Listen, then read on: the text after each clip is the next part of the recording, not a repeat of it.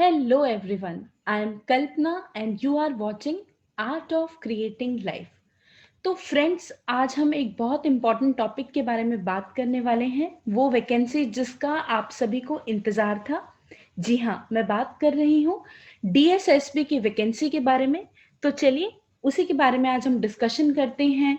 इसकी opening date क्या है, क्लोजिंग डेट क्या है, क्या इसका सिलेबस है। तो आज के वीडियो में मैं आपसे general instructions, general format discuss करूंगी। तो वीडियो को पूरा देखें, ध्यान से देखें। तो जैसा कि आप इस पीडीएफ में देख सकते हैं कि इसकी opening date of application is 25 मई।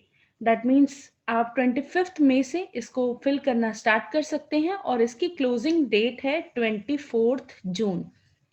इसी के साथ साथ इसमें डिफरेंट डिफरेंट पोस्ट जिसके लिए आप अप्लाई कर सकते हैं उसकी इंफॉर्मेशन है। तो उसका पोस्ट कोड आप यहाँ पे देख सकते हैं, पोस्ट कोड अवेलेबल है, नेम ऑफ पोस्ट, किस डिपार्टमेंट में है, एंड इसी के साथ साथ आपको इसका पे ग्रेड और कितनी वैकेंसी है इन टोटल, ये आपको टोटल वैकेंसी, इसी के साथ साथ डिफरेंट डिफरेंट सब कैटेगरीज के अंदर उसका क्या बाइफरकेशन है वो आपको डिस्प्ले हो रहा है। तो आप इन जनरल देख सकते हैं, जैसे टीजीटी हिंदी है फॉर फीमेल, टीजीटी इंग्लिश है फॉर मेल। इसी तरीके से आपके पास ये डिफरेंट डिफरेंट वैकेंसीज की इंफॉर्मेशन है। सो डियर फ्रेंड्स, एक चीज जिसका आपको ध्यान रखना है वो ये है कि ये एप्लीकेशन आप सिर्फ ऑनलाइन ही सबमिट करेंगे। इसके अलावा इसका कोई और मोड नहीं है, वो कंसिडर नहीं किया जाएगा। तो कई बार आपके पास कुछ रॉन्ग इन्फॉर्मेशन आ जाती है, तो इस बात का आपको ध्यान रखना है। यहाँ पे क्लियरली लिखा हुआ है कि closing date for submission of online application is 24 June. उसके बाद जो लिंक है वो डिसेबल हो जाएगा और applications received through any other mode will not be accepted. तो ऑनलाइन मोड में ही इसे फिल करना है। लास्ट डेट का बिल्कुल भी वेट ना करें, इसे जल्द से जल्द फिल कर दें। और एग्जाम की डेट अभी आउट नहीं हुई है, जब एग्जाम की डेट आएगी तो मैं आपको इंटीमेट कर दूंगी। आप वीडियो देख सकते हैं या डीएसएसपी की वेबसाइट पर जाकर के चेक कर सकते हैं। इसके बाद आप यहाँ देख सकते हैं कि क्या क्या इंफॉर्मेशन यहाँ पर प्रोवाइडेड है। आपको आपके पोस्ट कोड का पता होना चाहिए, क्या इसका पोस्ट कोड है, ये वेरी फर्स्ट पेज पर आपको मिल जाता है। आपको मेंशन है यहाँ पर एसेंशियल क्वालिफिकेशन। इसमें आपके पास ये डिफरेंट ऑप्शंस हैं, आप चेक कर सकते हैं। अगर फर्स्ट कैटेगरी में आप नहीं फॉल कर रहे हैं तो आप सेकंड में चेक कर सकते हैं। और बहुत अच्छी बात यह है कि यहाँ पर कोई भी एसेंशियल एक्सपीरियंस आपसे नहीं मांगा जा रहा है। एसेंशियल या डिजायरेबल आपसे एक्सपीरियंस नहीं मांगा जा रहा है, तो फ्रेशर्स इसके लिए अप्लाई कर सकते हैं। इसी के साथ साथ यहाँ पर आपके पास ये इंफॉर्मेशन है एज लिमिट के बारे में, that the age limit is below 32 years. और इसी के साथ साथ as per the criteria age relaxation भी होगा। तो एज रिलैक्सेशन के ऊपर मैं एक सेपरेट वीडियो बना करके फिर आपको मैं एक्सप्लेन कर दूंगी। और अगर आप ऑलरेडी कॉन्ट्रैक्ट पर काम कर रहे हैं, ऑलरेडी अगर आप वर्किंग हैं, तो एज लिमिट में आपको relaxation up to a maximum period of 5 years मिल सकता है। तो वो डिपेंड करेगा कि आपने कितने दिन डिपार्टमेंट में काम किया है। जैसे कि यहाँ पे दिया हुआ है कि they have work for at least 120 days in a particular academic year. तो इस तरीके से आपके पास ये सारी इंफॉर्मेशन अवेलेबल है। आज के वीडियो में मैं आपसे सिर्फ जनरल बातें करने वाली हूँ। तो आपको इसके लिए अप्लाई कैसे करना है, तो यहीं पे आपको ये लिंक मिलेगा dssponline.nic.in। आप इस वेबसाइट पे जाएंगे और इस वेबसाइट पे जाने के बाद यहाँ पर आपके पास रजिस्ट्रेशन का प्रोविजन होता है। अगर आपने ऑलरेडी इसके लिए रजिस्टर किया हुआ है तो आप यहाँ पर साइन इन कर सकते हैं। अगर आप ऑलरेडी रजिस्टर्ड थे तो फिर इसमें आप यहाँ पर डेट ऑफ बर्थ और ये सारी डिटेल्स फिल करके साइन इन कर सकते हैं। और अगर फॉरगेट पासवर्ड है तो उसके लिए भी आपके पास यहाँ पर ऑप्शन होता है, परेशान होने वाली बात नहीं है। और अगर आप फर्स्ट टाइम रजिस्टर कर रहे हैं, इन दैट केस आपको क्लिक करना है क्लिक फॉर न्यू रजिस्ट्रेशन। तो जैसे ही आप क्लिक फॉर न्यू रजिस्ट्रेशन करेंगे तो ये आपके पास ये फॉर्म ओपन हो जाएगा। डियर फ्रेंड्स, आप जब भी कोई फॉर्म फिल करें तो आप ये ज़रूर ध्यान रखें कि आपके पास प्रॉपर इंटरनेट कनेक्शन है। एक अच्छा इंटरनेट कनेक्शन होना बहुत ज़रूरी है। अगर आप किसी लैपटॉप से अगर ये फॉर्म फिल कर रहे हैं तो प्लीज़ मेक श्योर कि आपका लैपटॉप सफिशिएंटली चार्ज्ड है, आपका जो वाईफाई कनेक्शन है वो प्रॉपर है, और अगर इन केस वाईफाई नहीं है तो आप मोबाइल डेटा के थ्रू भी इसको फिल कर सकते हैं, आप हॉटस्पॉट यूज़ कर सकते हैं। तो कुछ जनरल इंस्ट्रक्शंस हैं। जैसा कि आप जानते हैं कि कोई भी फील्ड जिसमें अगर ये एस्ट्रिक लगा होता है तो वो मैंडेटरी होता है, यानी कि आपको उसे फिल करना ही करना है, उसे आप छोड़ नहीं सकते। और यहाँ पे एक और स्पेशल इंस्ट्रक्शन दी हुई है कि अगर आपका इस तरीके का रोल नंबर है 10th क्लास का, तो उस केस में आपको सिर्फ और सिर्फ डिजिट्स लिखनी है, आपको कोई भी प्रीफिक्स नहीं लगाना है। एग्जाम्पल के लिए इन्होंने दिया हुआ है, जैसे ये 12CSC0204 है, तो आपको सिर्फ जो इसके डिजिट्स हैं वही लिखना है, आपको कैरेक्टर्स नहीं लिखना है। जैसे यहाँ पे दिया हुआ है 12, आप देख सकते हैं 120204, तो इस बात का आपको ध्यान रखना है। और कई बार स्टूडेंट्स का ये डाउट रहता है कि हम वेरियस पोस्ट के लिए अप्लाई कर सकते हैं या नहीं कर सकते। आप बिल्कुल अप्लाई कर सकते हैं, लेकिन वो आप तभी कर सकते हैं जब आपने रजिस्ट्रेशन किया हुआ होता है। So, candidates can apply for various posts only after registration. तो जब आप रजिस्टर कर देंगे उसके बाद आपको अपना रजिस्ट्रेशन नंबर को यूज करना होता है एज लॉगिन आईडी, और आपके पास पासवर्ड होता है जिससे आप एक्सेस करते हैं। एक और बात का आपको ये ध्यान रखना है कि जो भी आप आईडी प्रूफ यहाँ पर एंटर करेंगे, यहाँ पे जो डिटेल्स आप प्रोवाइड करेंगे वो at the time of examination cross check किया जाता है। और आपको ये फॉर्म बहुत ध्यान से फिल करना है, क्योंकि अगर आप इसमें एक बार इस फॉर्म को फिल कर देंगे तो उसके बाद उसको फाइनल कंसिडर किया जाएगा, उसमें कोई भी चेंजेस एक्सेप्ट नहीं किए जाएंगे। और ये तो हम सब लोग जानते हैं कि जब हम नेम ऑफ एप्लीकेंट भरते हैं तो वो हमारे एज पर 10th सर्टिफिकेट होता है, और यहाँ पर कोई भी प्रीफिक्स की रिक्वायरमेंट नहीं है। इसी के साथ साथ आप ये सारी की सारी डिटेल्स फिल करेंगे। और डियर फ्रेंड्स, जब आप ये एप्लीकेशन फॉर्म फिल करेंगे तो आप ये मेक श्योर करें कि आपके पास आपके 10th का रोल नंबर ज़रूर हो, क्योंकि 10th का रोल नंबर आपको याद नहीं होगा, तो आप पहले से अरेंज करके बैठे 10th क्लास का आपका क्या रोल नंबर था। ईयर ऑफ पासिंग जनरली आपको याद होता है। तो ये बेसिक सी सारी डिटेल्स हैं जो आपको फिल करनी है। इसी के साथ जो एक बहुत इंपॉर्टेंट पॉइंट होता है वो है आपका मोबाइल नंबर। तो आपको कौन सा मोबाइल नंबर देना है जिसमें कोई आपको प्रॉब्लम ना हो, जिसमें कई बार कुछ ऐसा होता है, कुछ आपके पास ऐसे फोन्स होते हैं जो आपके पास नहीं होते हैं, एक कॉमन होता है या बहुत ऑफन आप उसको यूज नहीं करते हैं, तो आप इसमें अपना पर्सनल मोबाइल नंबर दें। और अगर आपका जो मोबाइल नंबर आप प्रोवाइड कर रहे हैं वो इस सिस्टम में ऑलरेडी है तो आपका फिर से रजिस्ट्रेशन नहीं होगा। ये बहुत इंपॉर्टेंट इंफॉर्मेशन है। अगर आपने ऑलरेडी इसमें रजिस्टर किया हुआ है, फिर से आप वही मोबाइल नंबर अगर यहाँ पे एंटर करेंगे तो उस केस में एरर आएगा। तो आप इस चीज का बहुत ध्यान रखें। इसी के साथ साथ आपको ये मेक श्योर करना है कि आप अपनी ईमेल आईडी प्रोवाइड करें जो ऑलरेडी इन यूज हो। मोबाइल नंबर में भी इस बात का ध्यान रखना है जो इन यूज हो, ईमेल आईडी भी जो आप करेंटली यूज कर रहे हैं वो ईमेल आईडी आपको प्रोवाइड करनी है। फ्रेंड्स, इसी के साथ साथ जब आप ये सारी डिटेल्स एंटर करते हैं तब आपको यहाँ पे ओटीपी आता है। तो आप जैसे ही यहाँ पर अपना enter mobile number, enter email ID करेंगे तो उसके बाद आपको 2 सेपरेट ओटीपी रिसीव होंगे। आपको वो दोनों ही ओटीपीज चाहिए। तो आपने ऊपर प्रोवाइड कर दिया अपना ईमेल आईडी, आपने प्रोवाइड कर दिया अपना मोबाइल नंबर, तो जो ओटीपी आपको मोबाइल पे रिसीव हुआ है और ईमेल पे रिसीव हुआ है वो इंफॉर्मेशन आप यहाँ पर प्रोवाइड करने वाले हैं। आई थिंक इसमें कुछ कंफ्यूजन नहीं है। अब आ जाते हैं आइडेंटिटी प्रूफ्स के बारे में, जिसके लिए हमें बहुत केयरफुल रहना होता है। तो जिनके पास आधार कार्ड है उनके लिए बहुत अच्छी बात ये है कि उनको कोई स्कैन्ड आईडी प्रूफ इसमें अपलोड नहीं करना है। इसमें क्लियरली यहाँ पर लिखा हुआ है कि अगर आप आधार कार्ड प्रोवाइड करते हैं, आधार नंबर अगर प्रोवाइड करते हैं, तो कोई और स्कैन आईडी प्रूफ की रिक्वायरमेंट नहीं है, तो आपको परेशान नहीं होना है। आधार कार्ड की डिटेल्स आप यहाँ पे एंटर करेंगे।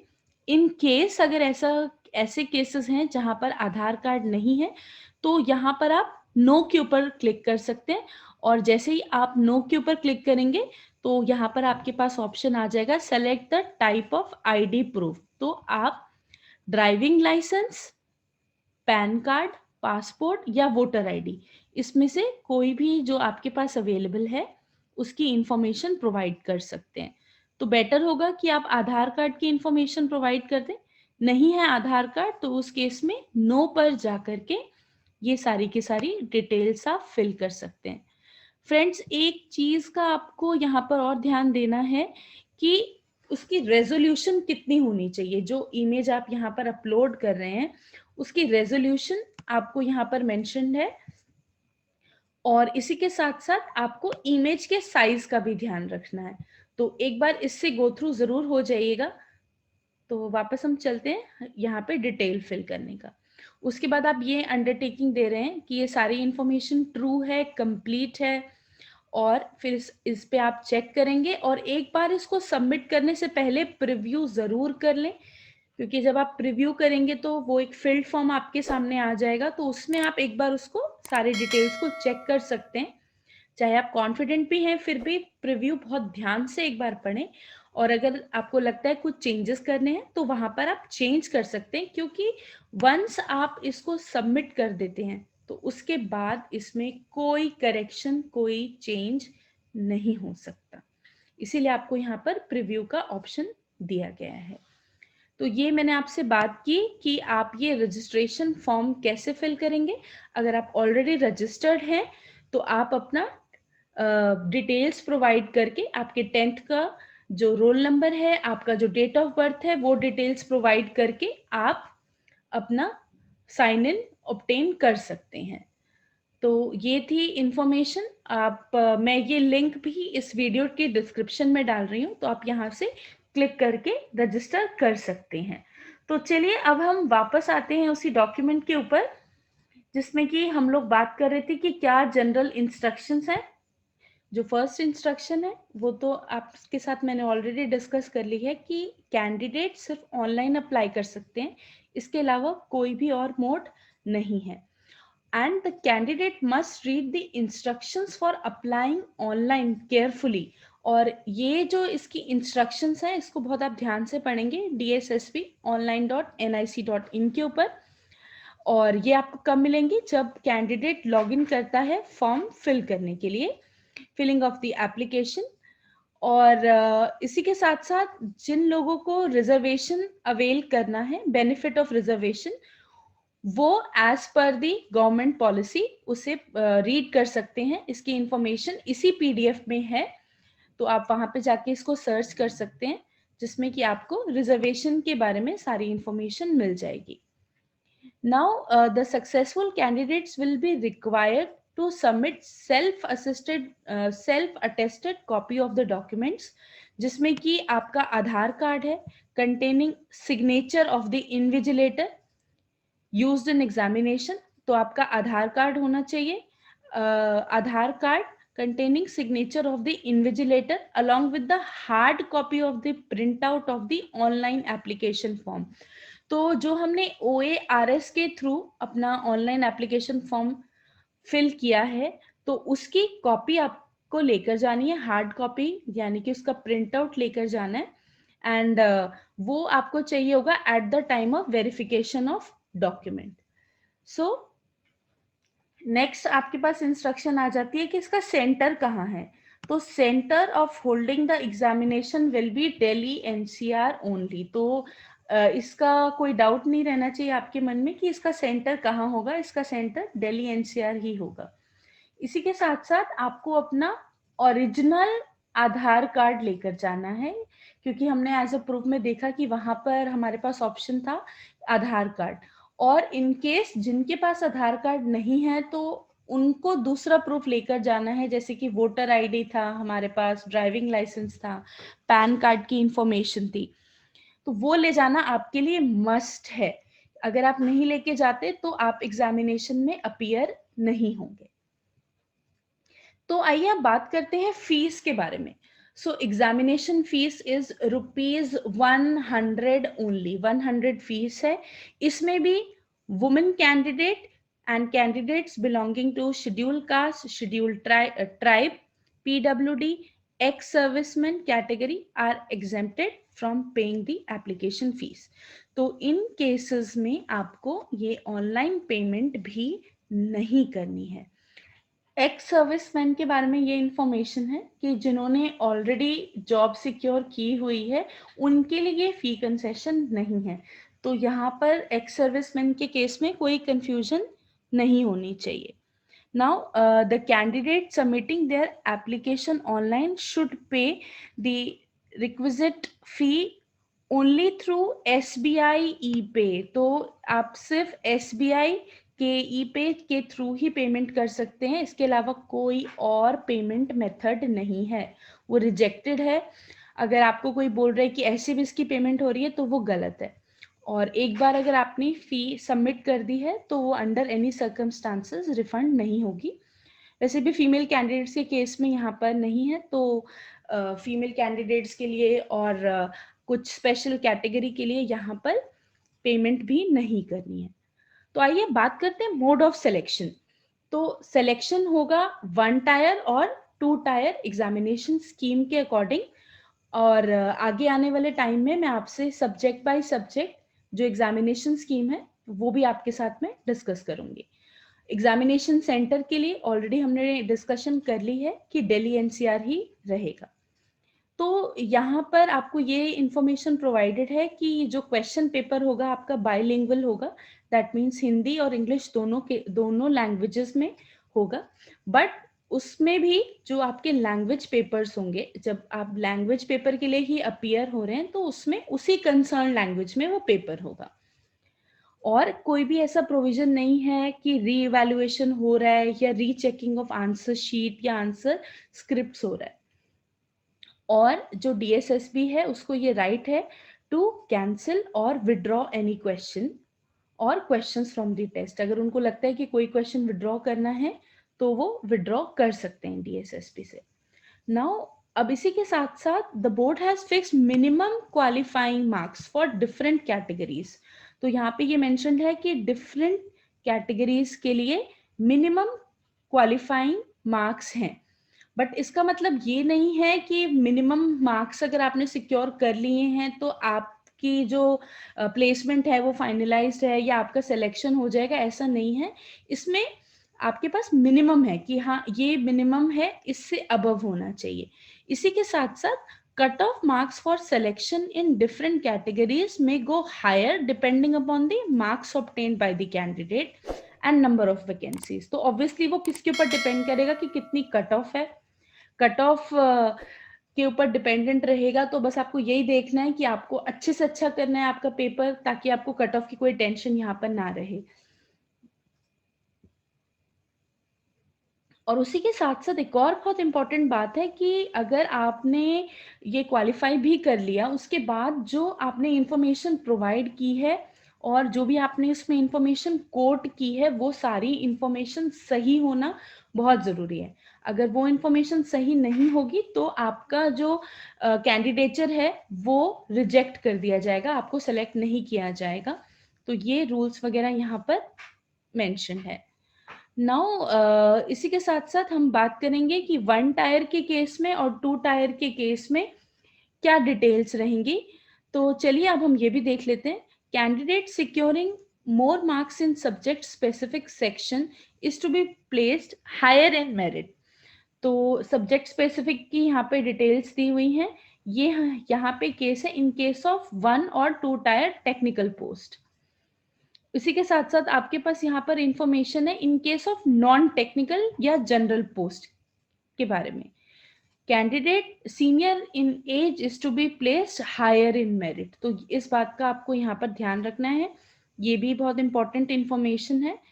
और जब कुछ ऐसे कैंडिडेट्स हैं जहां जिनका डेट ऑफ बर्थ सेम होगा, उनके लिए भी इन्होंने प्रोविजन दिया हुआ है। जिसका फर्स्ट नेम पहले आता है अल्फाबेटिकल ऑर्डर में, उसको मेरिट में पहले रखा जाएगा, higher is to be placed higher in merit. तो ये थी फर्दर इंफॉर्मेशन। वैसे ऐसे केसेस बहुत ज़्यादा नहीं होते हैं। तो चलिए अब आ जाते हैं हम सिलेबस के ऊपर। तो हम बात कर रहे हैं वन टायर जनरल, जिसमें वन टायर एग्जामिनेशन होगा। उस केस में क्या होगा, तो आपको देखना है सेक्शन ए में क्या चीज़ें हैं। आज मैं इन जनरल डिस्कशन कर रही हूँ, तो आज सिर्फ हम जनरल टॉपिक्स के बारे में बात कर रहे हैं। हम टेक्निकल सब्जेक्ट्स के बारे में, जो आपका टेक्निकल सिलेबस है, आज हम वो डिस्कस नहीं कर रहे हैं। अभी सीरीज ऑफ जो डीएसएसबी सीरीज में लॉन्च कर रही हूँ, इसमें आपको सारी इंफॉर्मेशन मिलती रहेंगी। तो प्लीज मेक श्योर कि आपने चैनल को सब्सक्राइब कर लिया है। और अगर आपको कुछ भी कंफ्यूजन आ रही है इसके रिगार्डिंग, तो आप इस वीडियो के कमेंट सेक्शन में जरूर मेंशन कर सकते हैं। तो प्लीज मेक श्योर आपने चैनल को सब्सक्राइब कर दिया है। कमेंट सेक्शन में आप अपने डाउट्स मेंशन कर सकते हैं। Now talking about section A, जिसमें रहेगा जनरल अवेयरनेस, जिसमें कि जनरल अवेयरनेस बेस्ड क्वेश्चंस होंगे। Questions will be designed to test the ability of the candidates general awareness of the environment. इसमें हम सबको पता है कि जनरल चीजें होती हैं, जैसे कि हिस्ट्री और कॉन्स्टिट्यूशन, स्पोर्ट्स, आर्ट्स, कल्चर। तो इस सेक्शन के लिए आपको अपने जनरल अवेयरनेस का ध्यान रखना है। जो भी कुछ एक्टिविटीज आपके आसपास हो रही हैं, साइंटिफिक रिसर्च वगैरह हैं, तो इन सब के रिगार्डिंग आपके अंदर जनरल अवेयरनेस होनी चाहिए। इसका सेकंड कंपोनेंट होगा general intelligence and reasoning ability.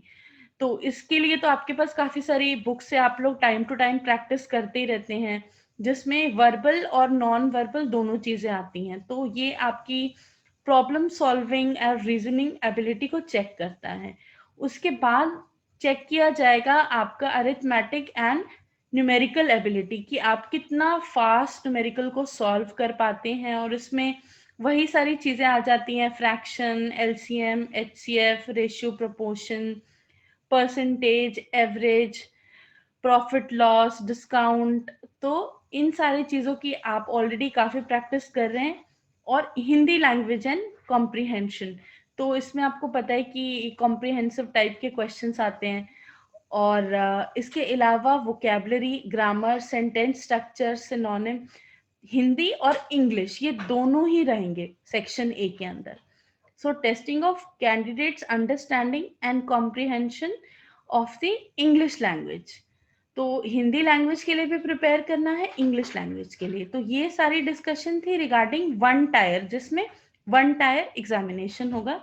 और अब आ जाते हैं इसके सेक्शन बी के ऊपर। तो सेक्शन बी रहेगा पोस्ट स्पेसिफिक सब्जेक्ट। सब्जेक्ट से रिलेटेड इसमें क्वेश्चंस रहेंगे, ऑब्जेक्टिव टाइप एमसीक्यूज रहेंगे, जो भी आपने सब्जेक्ट सेलेक्ट किया है उसके उसके corresponding.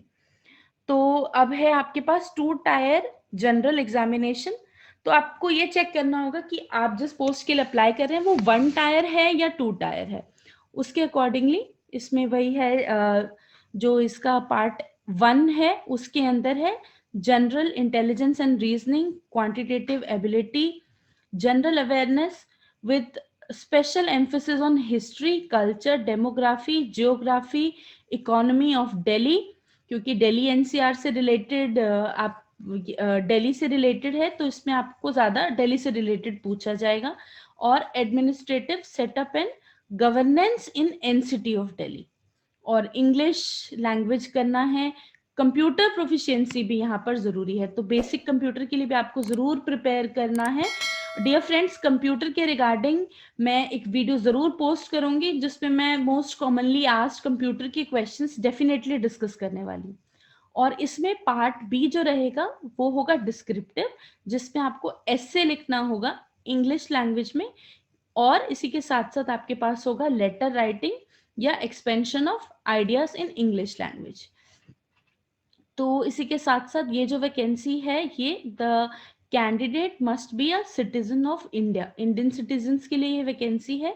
Educational qualification, age, experience, etcetera, as stipulated in advertisement shall be determined as on the closing date of submission of application. और इसके बाद अब आपको ये रिजर्वेशन वगैरह के बारे में ये सारी इंफॉर्मेशन जो कुछ लोग जानना चाहते थे, एज रिलैक्सेशन, अगर आप चाहते हैं इसके ऊपर भी फर्दर डिस्कशन हो तो आप मुझे कमेंट सेक्शन में मेंशन कर सकते हैं। और इस पीडीएफ का जिसके थ्रू हम ये डिस्कशन कर रहे हैं, इसका लिंक भी मैंने इस वीडियो के डिस्क्रिप्शन में दिया हुआ है, आप वहां से जाकर के इसे रीड कर सकते हैं। और इन केस आपको कोई डिफिकल्टी आ रही है, कोई चैलेंज आ रहा है, तो आप जरूर मुझे बता सकते हैं। तो आज के लिए हम बस इतना ही डिस्कस करेंगे, तब तक के लिए स्टे मोटिवेटेड से। तो आज के लिए हम बस इतना ही डिस्कस करेंगे और अंत में मैं यही कहना चाहूंगी, stay motivated, stay connected, bye.